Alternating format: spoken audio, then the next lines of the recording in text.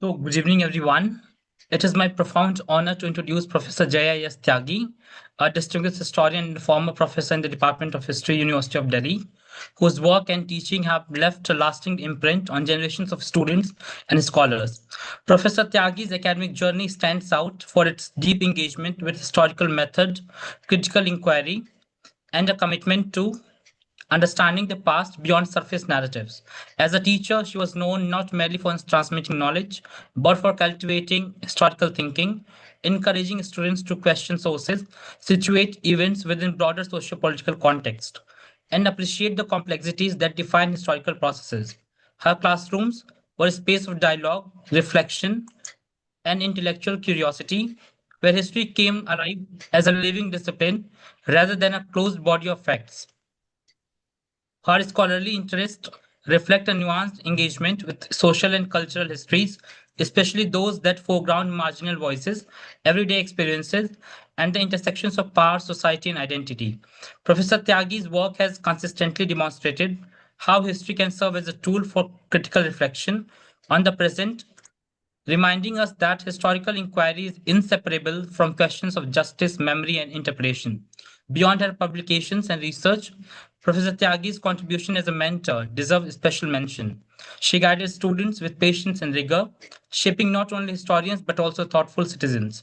Many of her students continue to carry forward her emphasis on ethical scholarship, methodological clarity, and intellectual honesty in their own academic and professional journeys. Even after formal retirement from teaching, Professor Tyagi's intellectual presence continues to resonate through her writings, her students, and her enduring influence on the discipline. Her career exemplifies the values of sustained scholarship, pedagogical dedication, and a lifelong commitment to the humanities. We are truly honored to have you, ma'am, and thank you so much.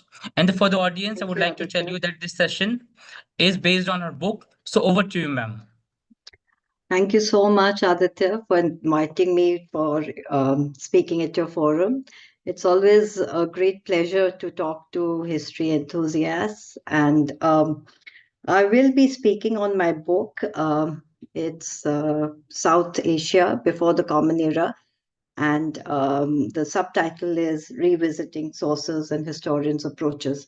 So the title itself is self-explanatory because the book deals with sources and some historians' interpretations of these sources. So it's not these historians whom I have discussed are not those who have written general histories of ancient India. The book assumes that it presupposes that the students of the readers of the book will be aware of the general textbooks and most of the other works. But why I felt that there was a need for this book is because there is a plethora of material which is available for the period of before the Common Era, and we needed some deep and intensive study of that area itself to understand how far back early history of South Asia goes, and not only the how far back it goes, but also the amount of scholarship that is available for that period. Many of the interpretations that I've discussed in this work of mine have been in the public domain for more than 40 years or so. But even now, we tend to approach ancient history in the same old fashion where we are discussing dynastic changes or technological phases, etc. So the purpose of writing this book was to engage with scholars who want something more and who want to see how we should, or it's a starting point to understand how sources are to be discussed. The book is divided in three parts, and primarily the reason for dividing them is because of the nature of sources, how they change when we talk about early history. So, part one deals mainly with prehistory and proto-history and beginnings of early history, early historic period, and it discusses mainly the archaeological sources.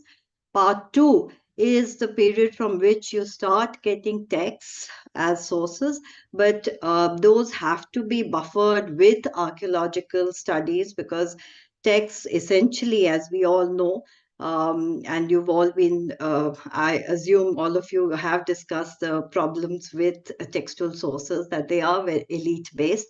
And so you have to supplement your information of text with archaeological sources. And then part three deals, and these are chronological, parts. So we are moving chronologically in history. As we come closer to the Common Era, we find that epigraphs make an appearance, and that really changes our knowledge of ancient times, of early South Asia. And also, along with epigraphs, you continue with archaeological sources, textual sources. You get lots more information in terms of numismatics, coins, the study of coins, and then you have freestanding monuments, the ruins, which of course are in ruins, but they are freestanding structures. And then you start also getting very consciously written, compiled treatises which seek to spread knowledge on various aspects like dharma, on philosophy, on various aspects of on grammar. And so those are the texts which I discuss in the third part of the book. Now, if you try to see what exactly is the point in addressing all this, is that one aspect is that when we discuss sources, a lot of the sources, whether you talk about the texts or the epigraphs or even, the monuments, the large monuments, the pillars, are made by elite. So there is this elite bias. And how do we circumvent that? How do we look for the lives of the common people? Or how do we look for other histories? Because there are multiple histories, as we know, understand. And we can only do that if we have a comprehensive understanding of all types of sources. And especially if you see that, when you discuss sources, in a very basic manner. Of course, I'm not going to be discussing sources are divided into archaeological and textual and inscriptional and numismatic, etc., etc., which is very basic knowledge. But there are also, when when you try to categorize the sources in as a historian, you see that there are sources which, we say, these are, where you get material remains. So debris of day-to-day life of earlier people. So that itself gives us so much information, how they lived, how they ate, what they used, what are the functions of the things that they used. Even from skeletal studies like dentition, we get to know about health and nutrition.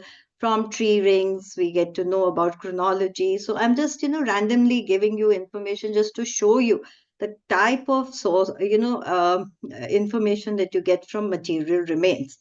Uh, on the other hand, there are also these, and this is a kind of a sortition which historians themselves do, because people who are making them are not consciously, sometimes they're consciously making them, and that is the point of a culture. When we say, on the other hand, there are cultural artifacts which have been deliberately created in order to, for certain functions, or to project a certain kind of thinking. So if we treat texts as cultural artifacts, then you can find that there is a certain kind of ideology being put forward. If you see a sculpture, then it's giving you the consciousness, the aesthetic consciousness of the creator. If you see the pots, then it tells you about the kind of influences and the kilns, or the kind of techniques that the creator has. So when you look at sources, uh, you're not only looking at what the source is or what it is trying to say, but you're also situating it in the context, that what were the processes involved in which it was made. So that is the other thing. But there are also other questions that we have to ask from sources. And this is what the book is talking about, that you have to look at why was it created? What was the intention behind the creation? Or the compilation of this text, or what was the purpose and who was it intended for? Who were the intended audience?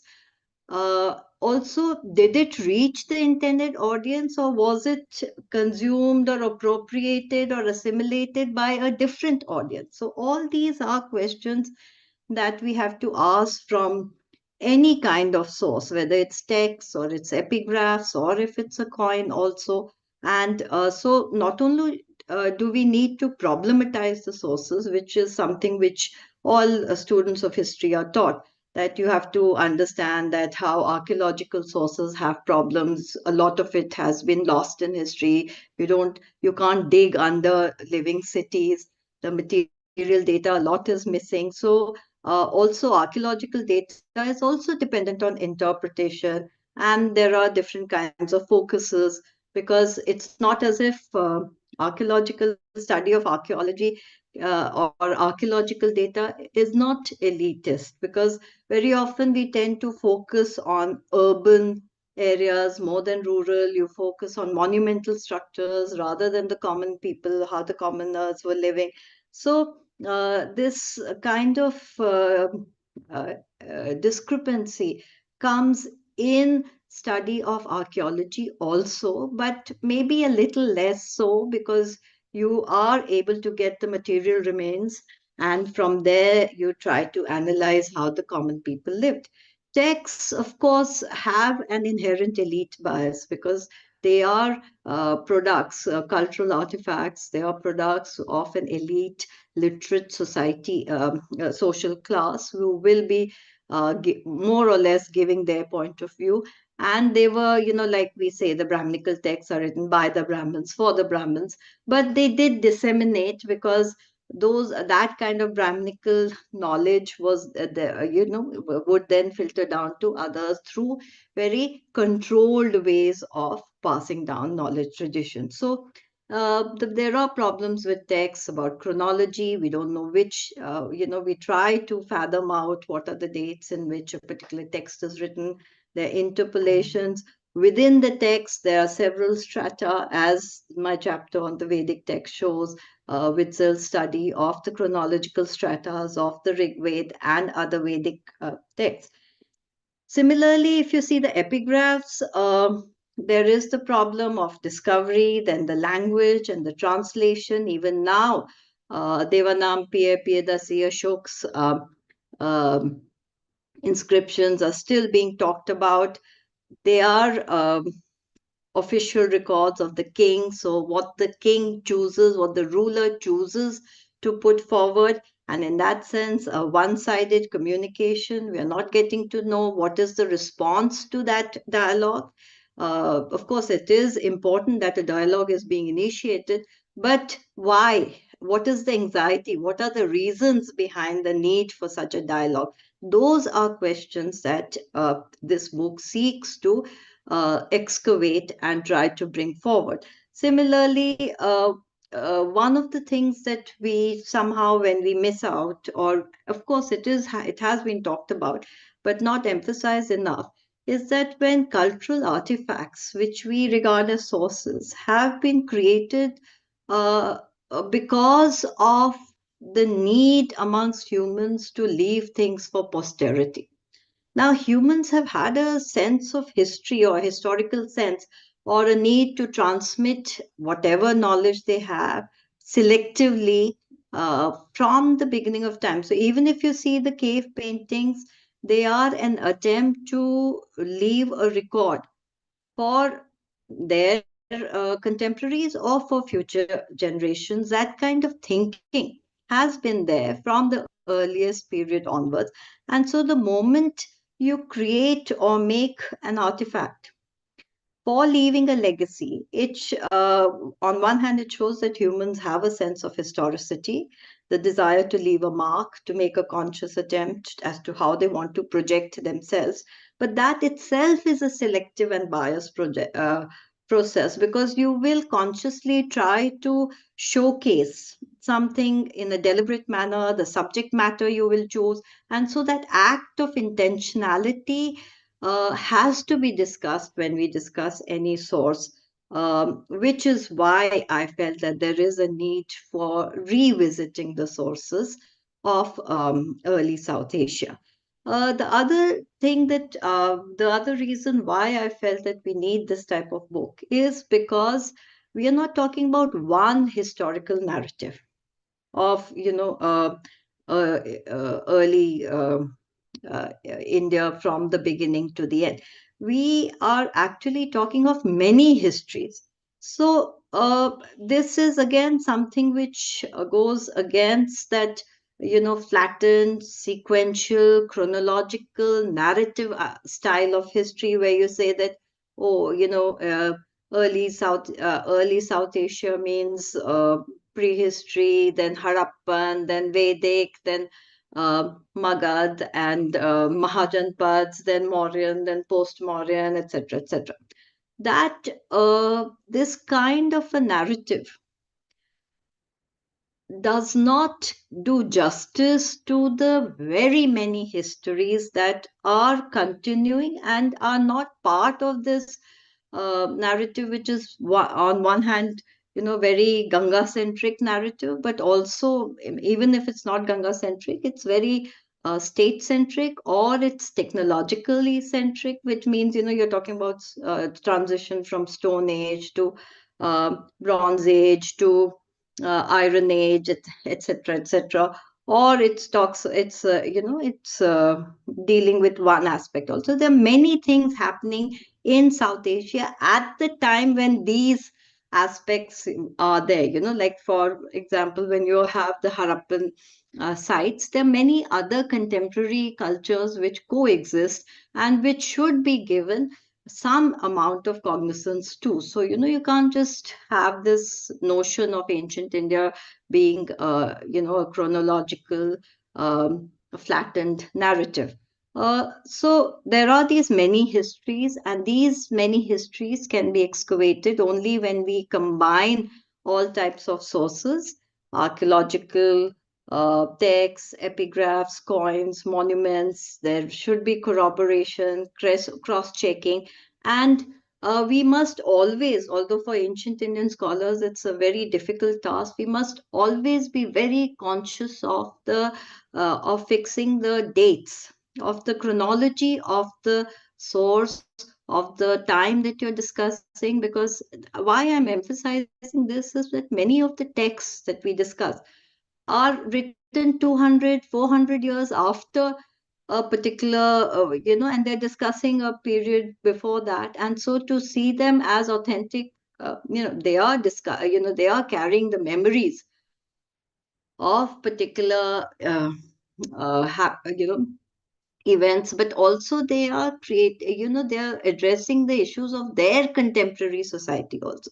So whether it is the hagiographies of Buddha, or the memory of Ashok, or for example the kinds of references that we get in the Puranic literature, Puranas, of course it's outside the purview of this work, but the kind of genealogical lists you get there, they are all written several hundred years after, maybe when Buddha came, or when Ashoka was there, or when the dynastic lineages which are being discussed have been there. So you have to be very conscious of the dates, that of the sources that you're discussing, and then realize that why are they talking about something which happened 200, 400 years back.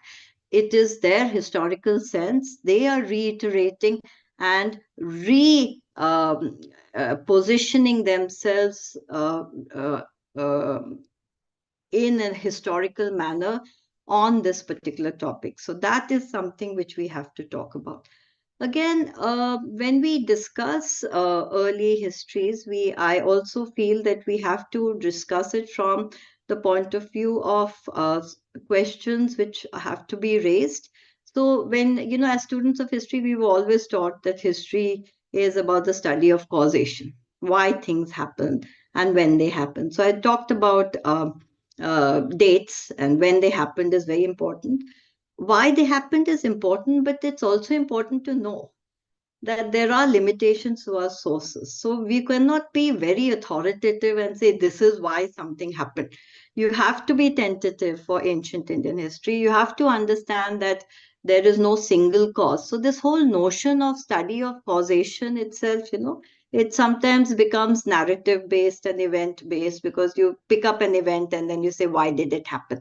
But actually, when you look at things in a larger perspective, you will see that you cannot focus, you should not focus only on the so-called big changes, but you have to ask questions as to uh, the multiple causes, what were the reasons, and also understand that you may not be able to answer many of them completely, and there is that possibility. So you should not show that you know more than you do, because our sources have their limitations, and that is something which I would like to emphasize in this book.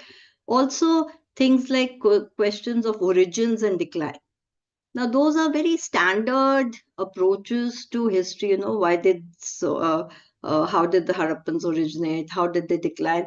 And now, if you see this book, or if you see any of the other books which have been coming out on Harappan history for the past 30, 40 years, you'll realize that it's not as, mature Harappan culture. Within 100 years, it emerges. So there is a transitional between 2400 to 2500, between 2500 to 2400 BC, where there's a sudden emergence. But otherwise, you can, you see developments happening from the from the fifth millennium BC onwards, which you trace in the different phases and stages.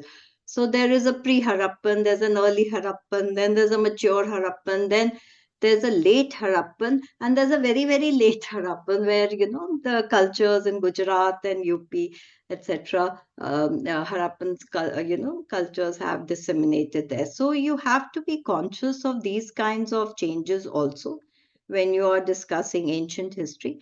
And it's not as if, we can just sort of, just a second. You can just sort of, discuss one period or one aspect and then finish off with it. Now, the other question, besides origins and decline, which are now passe, and you have to talk about this whole problem of history as narratives, which I have been talking about. When you present history as something which happens one after the other, and this could be dynastic history or technological or even socio-cultural phases, for example, if you say urban cultures, first urbanization, second urbanization. It sort of gives too much emphasis on the urban times, and then in between what is happening. And, there's scholars have tried to address this issue, when they say that, why are you calling it a period of hiatus? It is not. There's lots happening in those periods which you have to give attention to. And so, when you're talking about pre-state or state formations, that also, it's not such a watershed, because now we realize that there are different steps in the evolution, and even so-called chiefdoms and uh, kin-based societies have elite in them. There is a sense of social stratification in that too. So when you build up histories like in the form of narratives, you do tend to essentialize other aspects, and also you then ignore the disruptions. It's not as if everything is going in a seamlessly continuous manner. There are transitions when there are disruptions. There are times when, two sites which are next to each other are totally different. There have been studies on Harappan sites which are 22 kilometers, in the area where the Harappan sites are. Sites which are 22 kilometers apart but are totally different, and are not, they are not similar at all. So even that, when you'd say, oh, Harappan civilization, as if, the whole of that region or everybody was following the same kind of um, cultural patterns or social patterns, that is problematic. And so we should look for the kinds of differences that are there rather than going for overall understanding. uh, the other thing that I have addressed in this book, and which I've been talking about uh, also, is that to relook at periodization, that how you divide the history. And, again, it's like urbanization, state, Vedic age or Vedic civilization or something, which now everybody is understanding that one doesn't use these terms. So if you see the chapterization, you will understand that I have divided it from the earliest times of hunting gathering societies to the first chapter is on two food producing societies.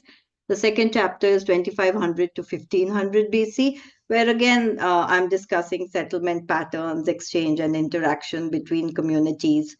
And again here, and then also as part of the discussion, Harappan urbanism.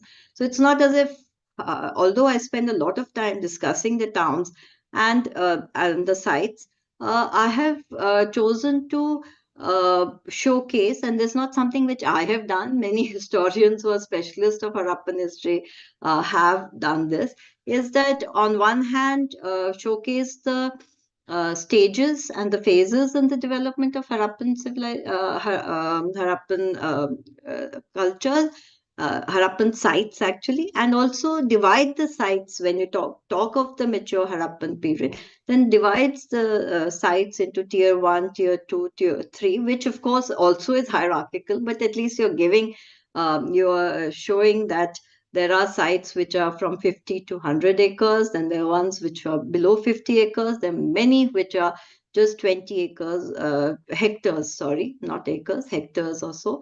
And there are those which are just camping sites. So, this understanding that, you are just going to talk about Harappa or Mohenjo-daro, and then now, of course, the big sites also, Dholavira and Banavali and Rakhigadi, have to be included. So, there is no, that twin city notion has totally gone. So there are, you have to relook at Harappan in a different way. Even if you talk about the state systems, for example, there have been so many different discussions on this. So why are what do we get to know about the state? So some of the recent studies emphasize on heterarchies, that you have a more pluralistic way of decision making. There are others who say that they were different domains or different kinds of city states. Rita Wright says they are city states.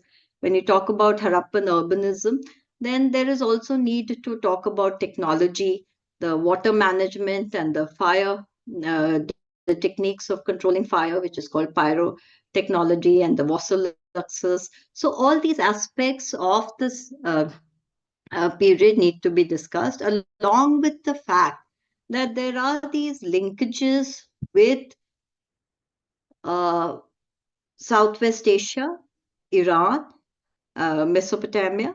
And those have to be really, that is another aspect which I will be coming to if I have time, that you, from the very beginning, from the um, period of food production itself, Mehergarh. Mehergarh itself shows connections to sites in Iran. So that kind of trans-regional perception also we have to adopt if we are talking about early history. Then after 2500 to 1500 BC, then 1900 to 600 BC, I actually move out of South Asia and try to connect the uh, uh, evidence regarding the tracing of the Indo-Europeans and the Proto-Indo-Iranians and the Indo-Iranians, just to see what is the evidence that we get for the movement of the Indo-Europeans, or what we call the Aryans, into the subcontinent. And there is plenty of evidence there. And this chapter also, besides discussing the Aryan debate, also discusses uh, what is contemporary at that time. So while we are discussing other sites in Kashmir, there is the late Neolithic. Burzahom, Gufral. So as I said, different things are happening in that same phase, which we need to give, emphasis to.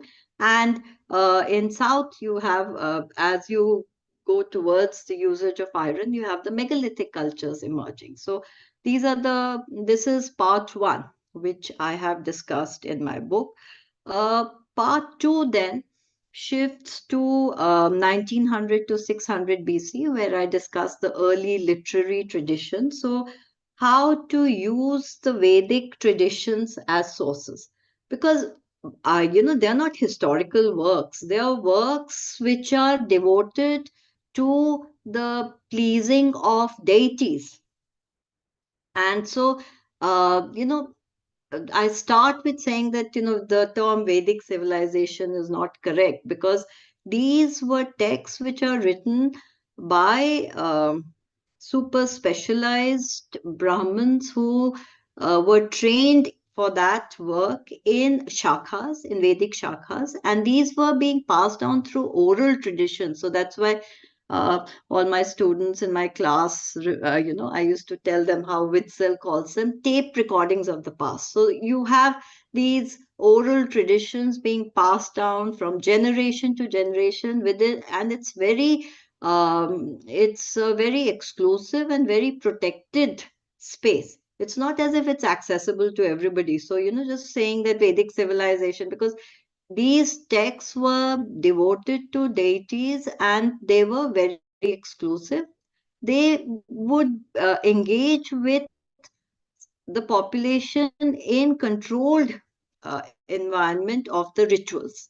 So that is why Vedic yagya and rituals become very important. But these were very controlled spaces where the knowledge tradition is still with the brahmanas who are uh, carrying out the rituals. So we don't even know how many people were conducting the rituals, who all were there. But because the texts are so well preserved and protected through the Vedic traditions, and because in the colonial time they were rediscovered, and there was so much emphasis on studying them, that they become civilizational texts. They are also civilizational in terms of the impact, because they are they become the ethos of all the later kind of philosophical thinkings that emerge in later times. So in that sense also they are civilizational, but as a knowledge tradition they were very deeply protected, and so we have to be conscious of that.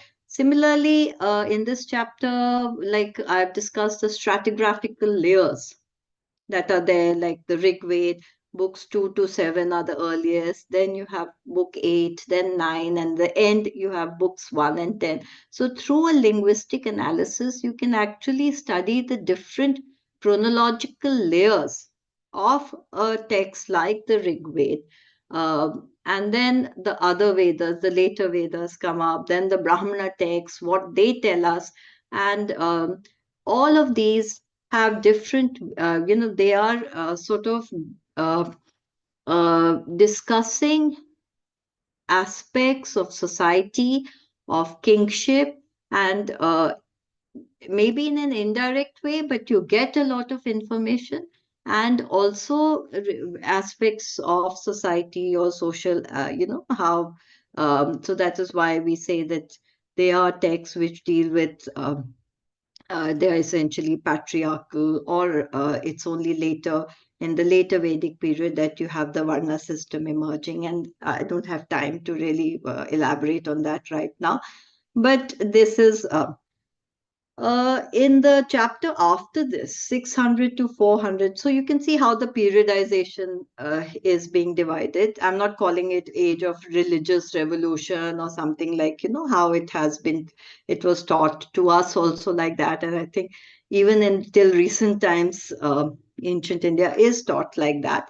So 600 to 400 BC. And in this, I discuss how you have emergence of the Upanishadic traditions on one hand, and then the Shramanic traditions on the other. And a lot of our information on the Shramanic traditions comes from texts which are much later. So that is something we have to be aware of. Also, uh, the how that's why this chapter is entitled Emergent Histories, Entangled Ideas, because you have a lot of emerging notion, different ideas, what we later on call Buddhism, Jainism, Ajivikas, and different kinds of philosophies. They're all emerging in this time, but they are also fairly entangled with each other. So there are a lot of divergences, but there are some convergences also. And especially, some of it, like if you see, you do have the historicity of Buddha, where you find references in even in epics and all. But the life, the biography of Buddha, which is constructed, is of a later time, 200 to 400 years back. And Ashoka's inscription, the Bhabra Edict, is one of the most important sources which shows us that canonization of the Buddhist texts had not taken place then. At least he is not aware of them. And that is why he mentions only these discourses. So we know that the canonization, as we know it, the Tripitak, probably happened later. So that also, when we talk about the biographies or the legends that are associated with Buddha, these are hagiographies, where you are trying to project Buddha himself never treated himself as something out of, like as a deity or anything. But it's later on the followers who are trying to deify or to create a legend around his life, which again we have to see with particular ways, by trying to corroborate, trying to understand what is possible, what could be more of a attempt to create the personality of Buddha in a particular manner. If you go to part 3 of this book, then you will, then we start discussing from and one thing about this is that there's no, when we talk about the 6th century BC, the date of Buddha itself, I've discussed, is at least 100 years later. So, when you say associate Buddha with 6th century BC, it's actually probably 5th century BC. So that itself is something which we have and that this has been in the public domain for more than 40 years. 1986, there was a seminar on this, so you can understand. But we still generally, people know about it, but they don't address this in the text. For I mean, it's one of the ways in which we just perpetuate this notion that 6th century BC was the period of the religious revolution or whatever. Then part 3, 400 to 200 BC, where I discuss the whole notion of nomenclature of the Mauryas, because we know that the Mauryas themselves didn't call themselves Maurya. Ashok doesn't use the title. We know that the Greek and the Persian sources, which refer to Sandrocotus or even Megasthenes, don't use the word Maurya. So somewhere after Chandragupta and after Ashok, uh, there is a historical tradition which is built up, which identifies this lineage as the Mauryan one. So why they didn't use it, we are not able to explain. So my purpose in bringing, obviously people have discussed this before, is that there is a historicity in the nomenclature we use also. So one of the earliest references is in the Junagadh rock inscription of Rudradaman, which is on the same stone, which is also called the Girnar stone inscription. So there is a rock edict of Devanam Piya Piyadasi there, and then there is Rudradaman, who says that who talks about Chandragupta Maurya and who talks about Ashoka Maurya. So that is the first historical reference we have to the Maurya. And then later, of course, the Purans and all discuss the Mauryas. So it becomes an accepted fact. So it is in the memory that the Mauryan title is given. maybe to distinguish from the other Chandragupta, maybe, and that's in Mudra Rakshas, that the whole story of Kautilya's intervention and putting Chandragupta Maurya on the throne is there. So this is not to say that the Mauryan dynasty didn't exist. It did, because there are lots of references to Sandrakotas and the kind of empire and all. But there is also need to understand that how the title or when the title was first used. And you can't collapse all those. First time it's being used 400 years later.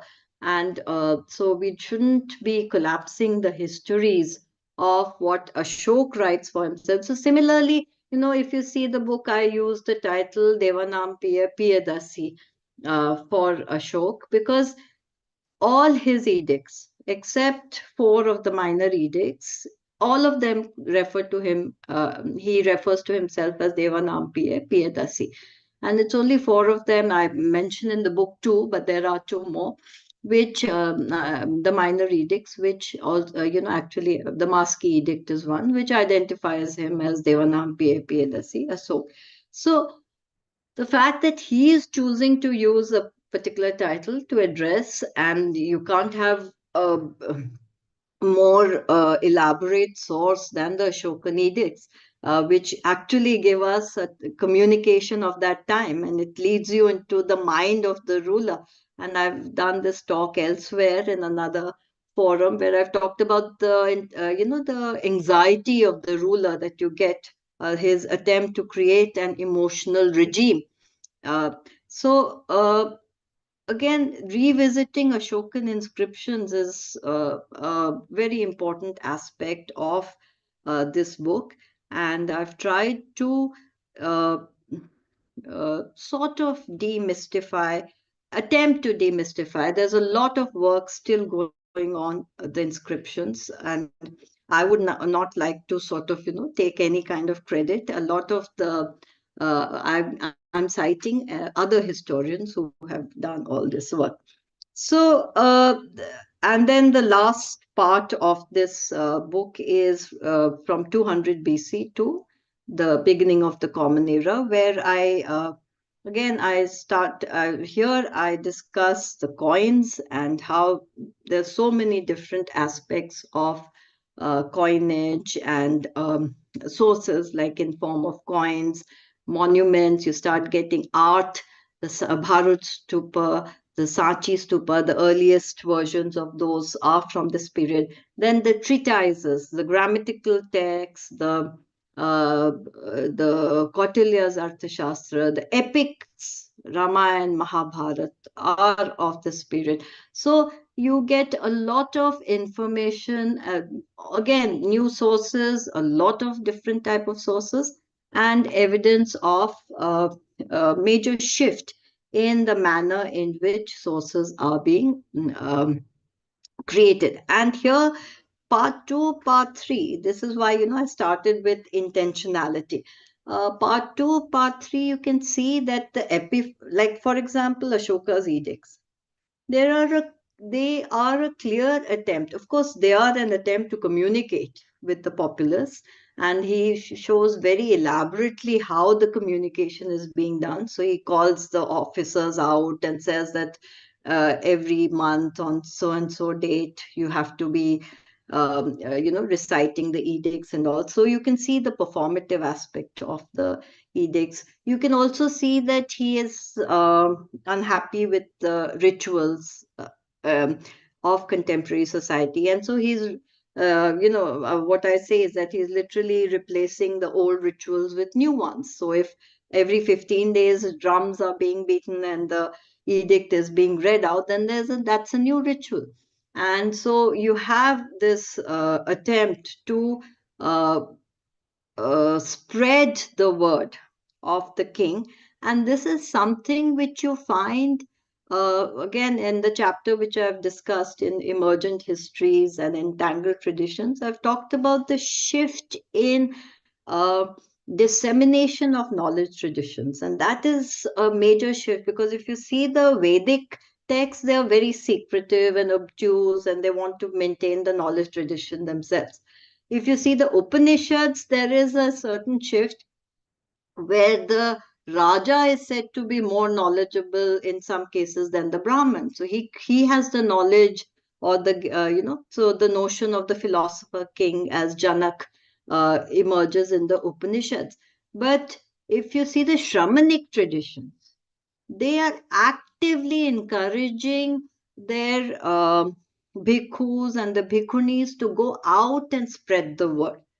And that is the difference in the knowledge traditions, and that is something Ashok sort of imbibes, incorporates, and then he's ready to spread the word. But also, it's not only the Shamanic traditions, which is indigenous, but that's also something which I've drawn attention to. If you see the Achaemenid inscriptions 200 years prior to Ashok, you have Darius's Behistun inscription, which has amazing similarity to what Ashok is going to. Of course, there the god is Ahura Mazda, and he is talking about a different deity, and there's an attempt. But the use of a spiritual force, and also same words, once some of the sentences, like, for example, he says that I'm available to my subjects at any time. That also, that's something which Ashok takes up. And if you see Ashok's first inscription, also his earliest inscriptions are in the northwest region, where he's using bilingual inscriptions, like the Kandahar inscription. It's bilingual Greek and Aramaic, and there it's the first time he starts his conversation with the populace. And there he is talking about not only his the beginnings of what will emerge as his dhamma. He's talking about non-violence. He's talking about even those who earn, so he's talking about non-violence and not killing of to stop killing of animals, not stop it totally but control it, even amongst those who earn a living through killing of animals. So I have also written a chapter on this in another book, where I've tried to show how Ashok's edicts show some kind of a shift and abhorrence. It's the beginning of that abhorrence for communities which kill animals, which ultimately culminates in the whole notion of treating those who live off animal skins, selling of animal skins and all, and they are treated as the lowest of low in society. So that's a question which I raised, that is this the beginning? Everybody talks about the non-violent aspect and how environmental friendly or how compassionate he is towards the animals, but what about those who are earning their living through the killing of these animals? What was happening to them? Are they being pushed to the bottom of society? And that kind of social categorization, that is perhaps, I mean, is one reading too much into it, or is there possibility of, also reading that, is a question which I raise. So these are just some, aspects of the book. I have not gone into total details, but one point also which I want to talk about is that I have tried to bring in a trans-regional approach. So, as I said, from Mehergarh times also, you find evidences of interaction, and a lot of the interaction is coming in from the west to east, but there is a lot of uh, interaction going from east to west also. So it's not very, and that you find for example, while Mehergarh shows similarities with sites in Iran, 90% of its of what it grows is indigenous barley. 10% is wheat, which the idea may have, or the notion of domestication of wheat may have come from outside. So they are domesticating barley and zebu, which are very much a part of the indigenous scenario. Similarly, in later times, we find how Harappan products are found in Mesopotamia and other regions. Uh, even after the Harappan period, you find during the times which we call the times of contact with the Elamites, the Proto-Elamites, Sheri Shokta, sites like that, which show the evidence of the BMAC cultures, which show evidence of Indo-Aryan and maybe the last stages of the Harappan, some interactions between them. By the time of the 600 to 400 BC, these interactions have become very intense. We know about Alexander's invasion. We know how we were uh, the southwestern regions were part of the Achaemenid, the northwestern regions were part of the Achaemenid um, uh, empire, and how there are references to the um, Indians giving tribute and taxes to them. So all these are aspects which have not, they have been talked about, but I wanted to further highlight them, and therefore the need for revisiting.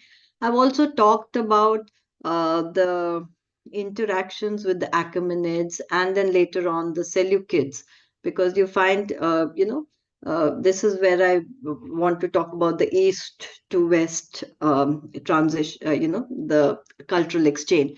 Because this is also something which I have talked about in another paper, where I've been talking about how this is Paul Kosman's work, where he talks about the Seleucid king, who calls himself the Elephant King.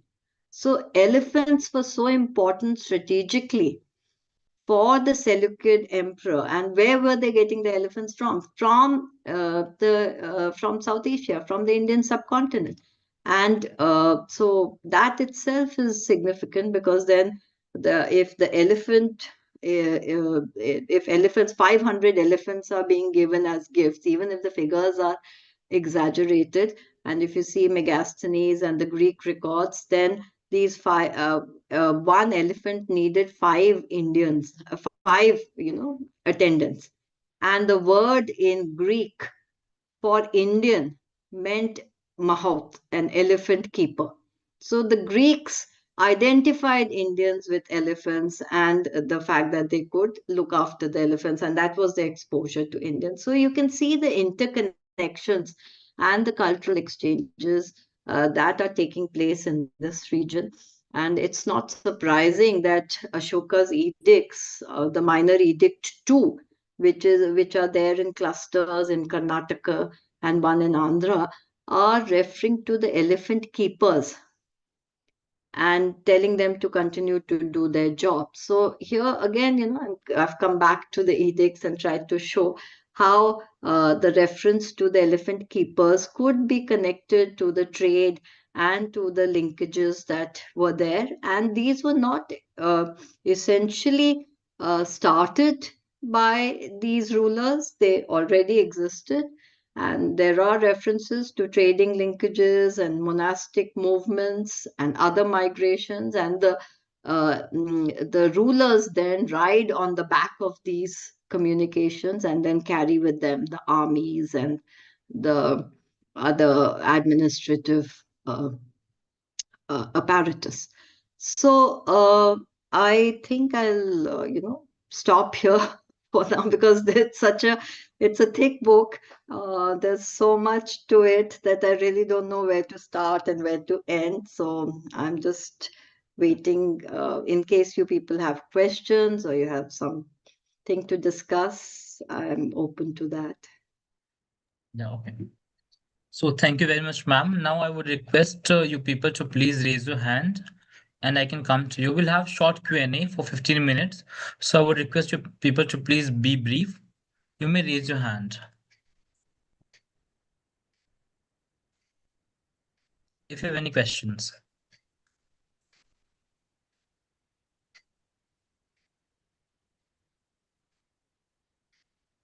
Yes, please go ahead.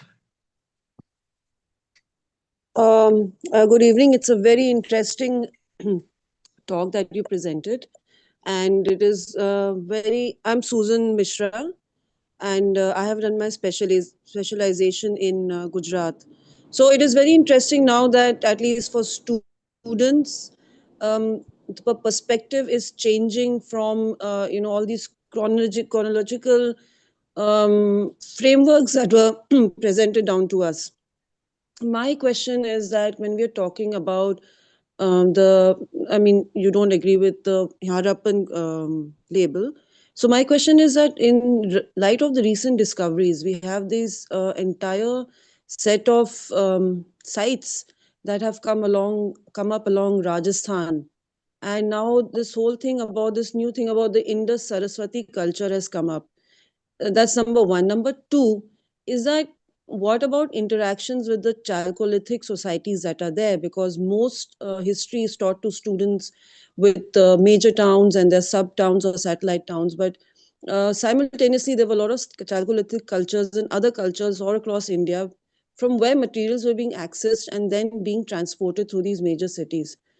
Second question I have with Buddha's edict, with Ashoka's edicts, is that is there any specific correlation between edicts? Some edicts, I think, were also given out specifically to the Buddhist Sangha because it seemed there was a phase of conflict. Is there any association between where they are found and Buddhist organizations?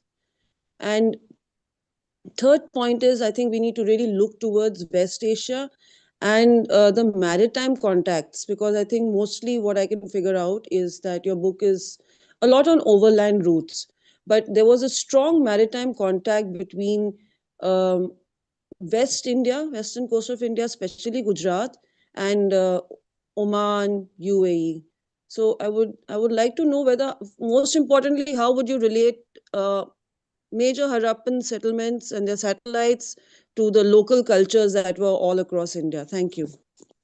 Yeah, thank you, Suzanne. Over to you, ma'am. Thank you, Susan. Firstly, I've discussed this quite comprehensively in the book. Uh, Saraswati is a contentious issue primarily because, on one hand, the term Saraswati, it actually means uh, rivers of lakes and a river with lakes and small ponds. And the description of Saraswati in the Rig Veda is that it falls from a great height.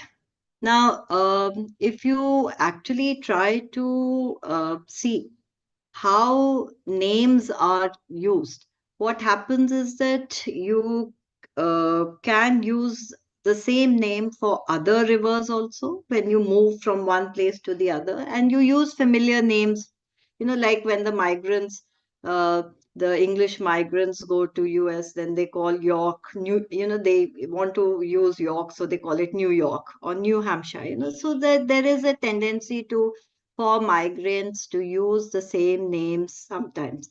Now, Saraswati is interesting because as I said, the description says that it falls from mountains, and some of the recent studies, the linguistic studies, identify it with a river in the North Hindu Kush area, where I'm forgetting the name of the river. It's mentioned in the book. It then falls into the Helmand River, so it's in Afghanistan, and it falls from 4 kilometers height and then makes ponds and rivers, etc. And it is known as Haraksati in the Avesta. So again, the name, and that's linguistically is very possible, as you know, in Avesta and Rigved have the same names. Now, coming to the Rajasthan area, we do have the what we call the Ghaggar and the Hakra Ghaggar dry bed, and whether it could be as big as how the Saraswati, the manner in which Saraswati is described, we don't know. But there is, if this nomenclature is being used for other rivers within the subcontinent, that also is possible because there is a carrying on of the same names. But as such, the word Indus Saraswati, has not really caught on. You do have, in fact, even why the fact that Indus civilization is also now quite passe, and that is why we say Harappan, because from the first site of discovery. But the Gujarat, Rajasthan area, you're right, lots of new evidence coming in, and that is why scholars like Posel have called this, like for the Gujarat evidence, has specifically mentioned it as the Sorat culture because it's so distinctive and it has its own regional flavors. And so one cannot deny that Gujarat and Rajasthan have some very, have thrown up very interesting sites. Coming to your second question on the interactions with the Chalcolithic, yes, you have some evidence, and that is why I said, there's a study by Chase et al., which shows that even 22 kilometers apart, there are no interactions, but otherwise, thousands of kilometers apart also, there are interactions. So that is, you have to um, be careful and little tentative in your as in one's statements, because you do find that there is a lot of interaction happening. There is connectivity, and especially between the contemporary Chalcolithic, you do have some evidence, and that is discussed in this book. As for Ashoka's edicts relating to the Buddhist Sangha, yes, I mentioned the Bhabra edict, what is also called the Calcutta Bharat edict. That refers to the discourses. He's addressing the Sangha directly. Then there are other edicts, which we call the schism edicts, which are in Sarnath and Sanchi, which specifically mention that you should not get divided, and it uses the term Sangha Bhedika and Sangha Bheda, and then there's a whole discussion on what that means. And so Ashoka's intervention in the internal affairs of the Sangha and his concern for it and his directive that you should, remain united is very clearly seen in what are called the schism edicts.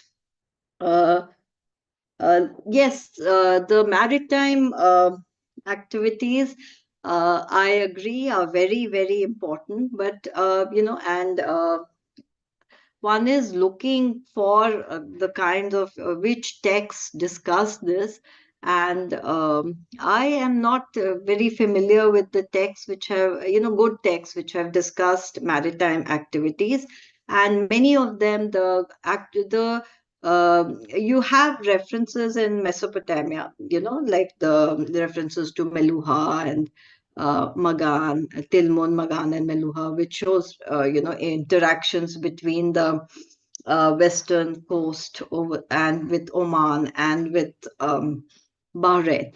But in most of these sources are after the Common Era, because if you see the if you see the Roman sources, they like the Periplus of the Erythraean Sea, there is a lot of evidence and references to the interaction between West Coast, specifically the Makran coast and the Gujarat coast, and Africa. But I have not gone into it because I stopped before the Common Era. So I think I've covered your questions. Thank you. Thank you so much, ma'am, for this detailed answer. Next, we have Subhashish. Please go ahead with your question. Hello, ma'am. Myself, Subhashish Banerjee. I am from Vishwa Yeah. Bharati. Ma'am, my question is, ma'am, please tell me about the importance of animals in ancient Indian history, especially focusing on horse trading. Horse trading, I am not that familiar with as a topic, because again, that a lot of the works on horse trading and all comes in the early medieval period. Uh, I have engaged with works on horses and wagons and chariots, and the whole discussion on horses related to the Aryan cultures, where scholars like Parpola have clearly said that, from when you can trace the earliest evidences of horses in the region. And he says that there is a difference between consumption of horses and actual usage of horses for traction and for other purposes. So I'm not really very familiar with works on horse trading as such, but for the early references of horses before the Common Era, you have works which are, like, for example, the first reference, literary reference to horse for purposes of usage are from texts in Ur in Mesopotamia, which are around 2004. I think the exact date is 2040 BC or so. So around 2500 BC, you get evidence of their use, but of their trade, I don't know of any records. So I'm sorry. Okay, ma'am. Yeah. Anmol, this will be the last question of the session. You're not audible.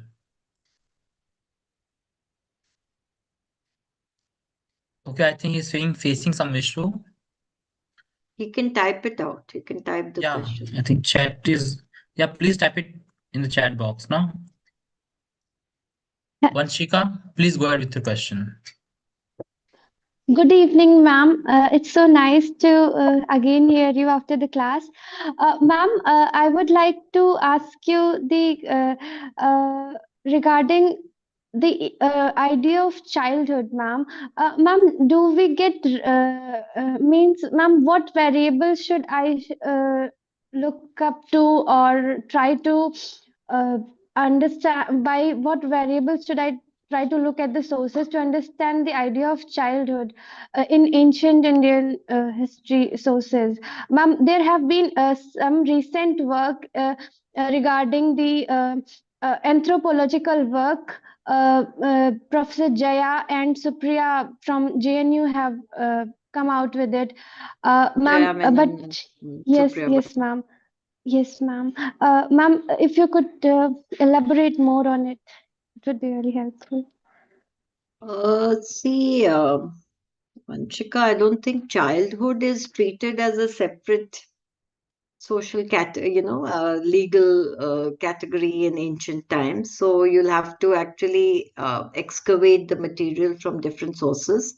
I've worked on the Grey Sutras, so if I could refer you to my work Engendering the Early Household, which was published by Orient Longman, that discusses aspects of childhood rituals, which tells us a little, like Annaprashan and the whole the life cycle rituals which are discussed.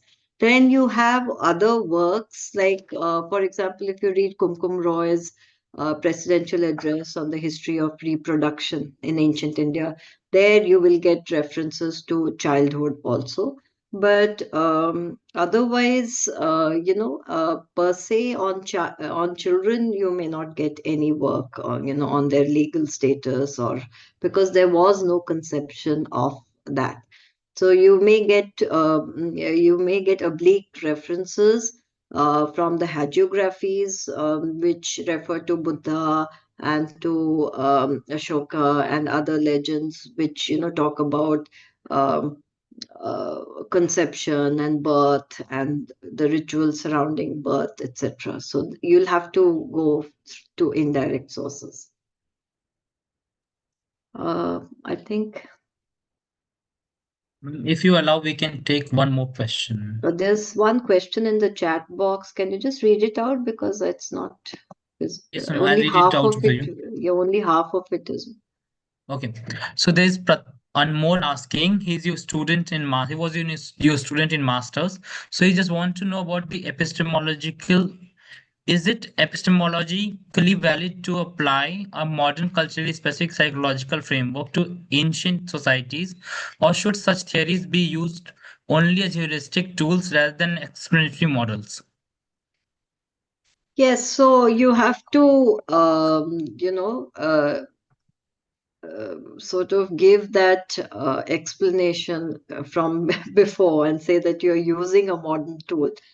And obviously, I mean, how else are we going to understand? Like, I work on gender, and gender is not something which was, there was that kind of gender sensitization was not there in ancient times. So, so you have to but it is through the modern interpretation that we revisit the sources.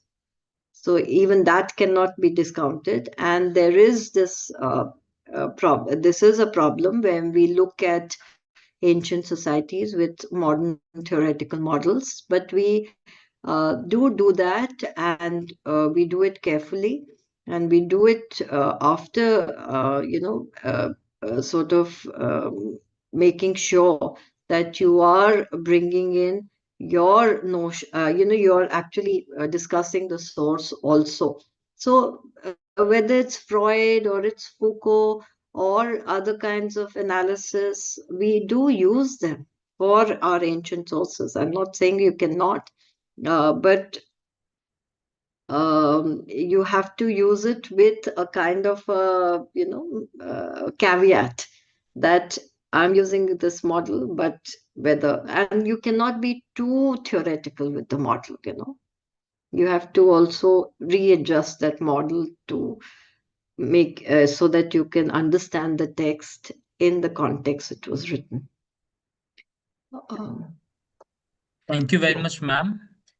To my students, the PG students, I will talk to you separately. You should contact me. I'm sorry, I've been like out of I've been out of reach for some time, but I mean, I can see some of them here, so Yeah. I apologize for that.